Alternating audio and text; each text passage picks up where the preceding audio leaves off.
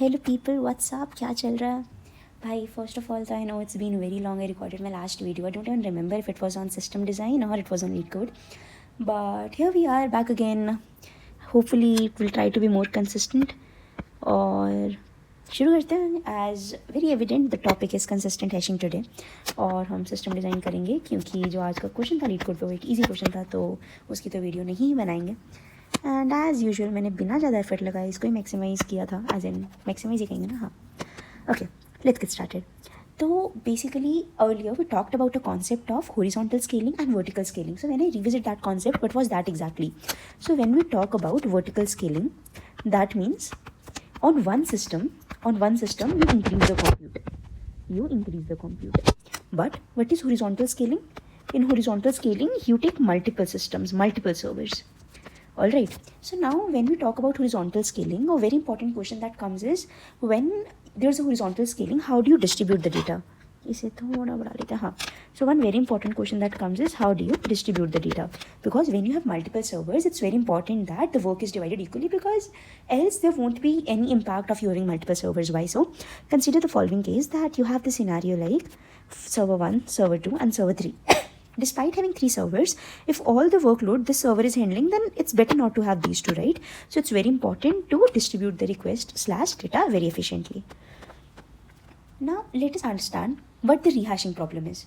So what happens in rehashing problem is, you have keys, you hash the particular key. What you do is you hash a key, and based upon the number of servers, the server index is hashed value of the key modulo n.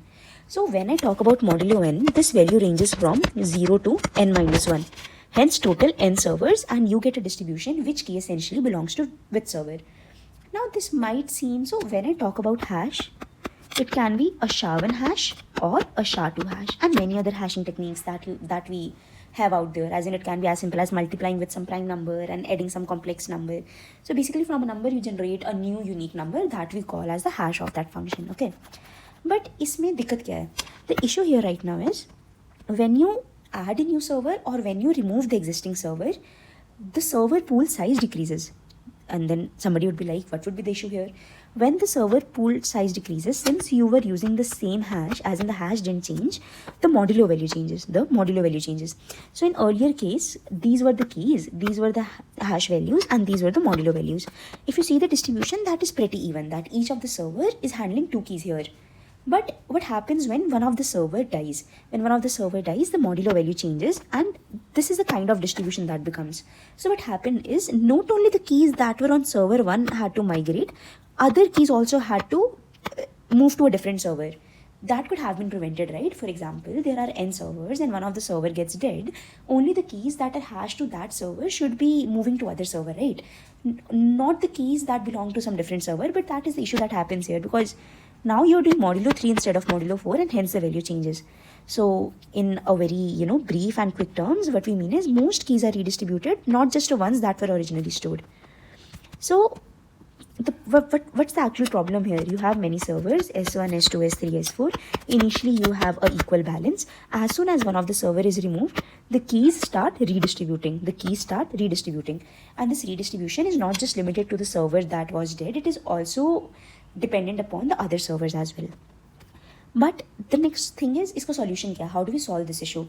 So that's where the concept of consistent hashing kicks in. Consistent hashing says that whenever a server goes, or whenever the hash table is resized, or the server is either added or server is either removed, only k by n keys are rehashed. So what is k by n here? K is total number of keys and n is total number of servers. Only these many keys need to get remapped. So what it essentially means, only the proportion of the keys that belong to the server that actually got added or removed need to be rehashed. So let us see कि exactly होता कैसे है. So consider this example. So the concept of the hash function is, a key is mapped to the server that lies to the clockwise of it, as in that lies first to the clockwise of it. So what we do is, using the same hash function, we map all the keys and server onto a circle. So now in order to know which key belongs to which server, you essentially just move clockwise direction. So moving from K0 clockwise, you end up at S0. Moving from K1, you end up at S1, and so on. So had there been one more key here, say K9 would also have been mapped to S1, because you need to move clockwise, and whatever server you encounter first is the server you map that key onto. So this is it's written here. To determine which server a key is stored on, we go clockwise from the key position until a server is found. So key 0 is mapped to server 0, key 1 to server 1, key 2 to server 2, key 3 to server 4. So now a very nice question arises. Okay, ठीक है, this is just another technique by which you rehash a function. How is it different from the original function, or how does it essentially solves the problem? So let us see, we add a new server. For example, let us see example, there's a new server that's added here. So here, so the S0 already existed, S4 is added. So if you notice, only key 0 here would be remapped. No other key would be remapped. S1 still lies next to K1, so K1 would be mapped to S1. S2 still lies next clockwise to K2, so K2 would be mapped to S2. Same for K3 and S3. But if you see about K0, the first server that you encounter is now S4, not S0. So now only K0 gets remapped to S4. So now you see, when we added a new server, rather than other keys getting impacted, only some of the keys are getting impacted. And the same situation is when you remove a server. For example, in this case, I remove S1. So what will happen? K0 remains same, K3 remains same, K2 remains same. The only key that is impacted is K1, that was related to S1. Now K1 gets mapped to the next clockwise, that is S2. Now, when you see this circular mapping, this clockwise traversal, this might seem like a very go-to approach. One might ask, what's the issue here? So the issue here is, what if situation something like this occurs? Let me just make it thoda sa clear, and let me just help you guys here. Situation becomes a jeep when K1 is here, K2 is here, K3 is here. What happens right now is all the keys would be mapped to S0, because S0 is a server that lies next clockwise. So how do we solve this problem? So the solution to this problem is, you make sure that whenever the hashing is done, or whenever this mapping onto the circle is done, that is done uniformly, right? And this also might happen that, rather than all keys being here, it might be possible that S1 is here, S2 is here, S3 is here. In this case also, all the keys get mapped to S0, right? So that's what they said, that it's very important that the keys are distributed equally. So the point is, how do we solve this problem of unequal distribution? So there is a concept of virtual nodes. So rather than just S0, S1, S2, we have some virtual nodes S01, S02, which we spread throughout the circle, so that there's a high chance that there's a uniform distribution, okay? Like this way, okay? This is not itna important, so isliye I'm not focusing on it this much.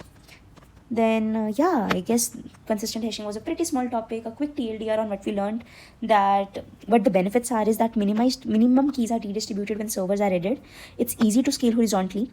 Then the other thing here is, it helps the more distribution happens here, as in, so distribution of the work to different servers.